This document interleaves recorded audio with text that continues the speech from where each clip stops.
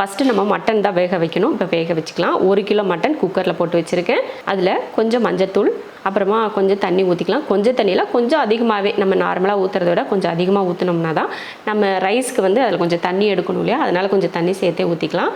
அவ்வளோதான். ஊற்றிட்டு கலந்து விட்டு குக்கர் மூடி போட்டு ஒரு 3 விசில் 4 விசில் விட்டு ஆஃப் பண்ணிக்கலாம். மட்டன் வேக வச்சு ஸ்டீமெல்லாம் இறங்கிருச்சு.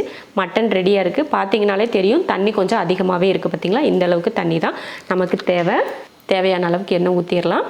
எண்ணெய் காஞ்சதுமே 3 கிராம்பு, 3 ஏலக்காய், 1 அன்னாச்சி பூ எடுத்திருக்கேன், சேர்த்துடலாம். 2 பிரிஞ்சிலை சேர்த்துக்கலாம்.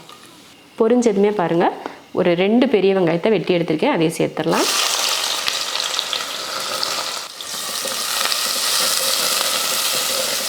நம்ம ப்ராசஸில் எப்போயுமே பாருங்கள், வெங்காயம் வந்து நல்ல பொன்னிறமாக அப்படியே கலர் மாதிரி வரணும், அந்த மாதிரி தான் வறுக்கணும். அடுத்ததாக 4 பச்சை மிளகாய் சேர்த்துட்டு நல்லா வதக்கி விட்டுறலாம். நல்ல வெங்காயம் பாருங்கள் நல்ல பொன்னிறமாக வதங்கிருச்சு. இந்த டைமில் நம்ம இஞ்சி பூண்டு பேஸ்ட்டு சேர்த்துக்கலாம். ஒரு 2 ஸ்பூன் அளவுக்கு இஞ்சி பூண்டு பேஸ்ட்டு சேர்த்துருக்கேன். புதினாவும் மல்லித்தலையும் கொஞ்சம், நம்ம கையில் ஒரு கைப்பிடி அளவுக்கு.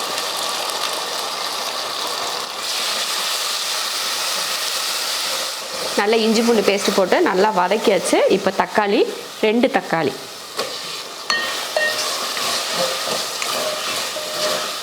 இல்லை நல்லா வதங்கிருச்சு. இந்த டைமில் பிரியாணி மசாலா சேர்த்துக்கலாம். ஒரு 1/4 ஸ்பூன் அளவுக்கு பிரியாணி மசாலா. நல்லா கலருக்கும் பார்த்தீங்கன்னா காஷ்மீரி ரெட் சில்லி பவுடர் ஒரு 1/4 ஸ்பூன்.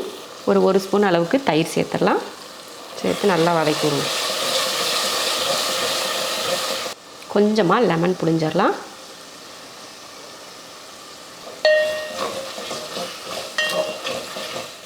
நல்லா வதங்கிருச்சு.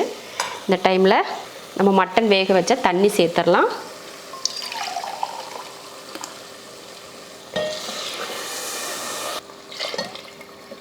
மட்டன் வேக வச்ச தண்ணி 2 கப் ஊற்றியாச்சு. மட்டன் வேக வச்ச தண்ணியில் உப்பு போட்டு வேக வச்சுருக்கோம், அதனால் உப்பு வந்து இப்போ சேர்க்க வேணாம். அரிசியெல்லாம் போட்டுட்டு சரி பார்த்துட்டு அதுக்கப்புறமா சேர்த்துக்கிட்டால் போதும். இப்போ இது ஒரு கொதி வரட்டும். மட்டன் தண்ணி ஊற்றுனதுக்கப்புறமா நல்லா கொதிக்க ஆரம்பிச்சிருச்சு. நான் வந்து சீரக சம்பா அரிசி 1/2 மணி நேரமாக ஊற வச்சுருக்கேன், அதை சேர்த்துடலாம். இந்த படியில் 1.5 படி சீரக சம்பா அரிசி போட்டிருந்தேன். இதில் தான் 2 படி அளவுக்கு தண்ணி ஊற்றிருக்கேன். ஒரு 1/2 படி தண்ணி எக்ஸ்ட்ரா தான் நான் ஊற்றிருக்கேன். இப்போ கிளறி விட்டுறலாம். மட்டனோட தண்ணியில் உப்பு அந்த அளவுக்கு பத்தலை, அதனால் தேவையான அளவுக்கு உப்பெல்லாம் சரி பார்த்துட்டு அதுக்கப்புறம் தேவைப்பட்டால் மட்டும் உப்பு சேர்த்துக்கிட்டால் போதும்.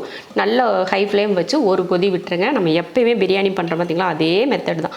ஒரு கொதி விட்டுறலாம். நல்லா கொதிக்க ஆரம்பிச்சிருச்சு பாருங்கள். இப்போ மறுபடியும் ஒரு கிளறி விட்டுறலாம். அடுப்பை வந்து சிம்மில் வச்சிடலாம். பாருங்கள் இந்த அளவுக்கு வந்துருச்சு தண்ணி. இப்போ நம்ம இதில் தம் போட்டுடலாம். தோசைக்கல் வந்து சூடு பண்ண வச்சுருக்கேன், அது மேலே இந்த பாத்திரத்தை எடுத்து வச்சிடலாம்.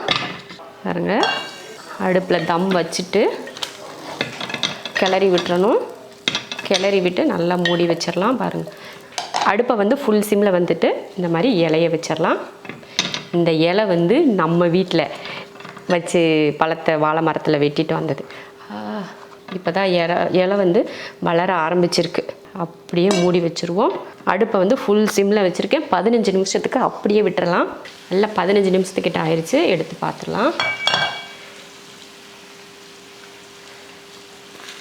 பாருங்கள், சூப்பராக வந்துருச்சு. நான் வந்து ஒரு மட்டனில் இருந்து ஒரு எலும்பு பீஸ் ஒன்று எடுத்து இதில் போட்டு விட்டேன். எதுக்குன்னா நம்ம வீடியோக்கு வந்து தம்ப்நெயில் எடுக்கிறதுக்கு கொஞ்சம் அட்ராக்டிவாக இருக்கணும் அப்படின்றதுக்காக ஒரே ஒரு பீஸ் மட்டும் போட்டேன். அவ்வளோதான். இப்போ நம்ம வந்து அடுப்பை ஆஃப் பண்ணிக்கலாம். அரிசி வந்து நல்லா வெந்துருச்சு. சூப்பரான ஒரு மட்டன் பிரியாணி ரெடி ஆயிருச்சு.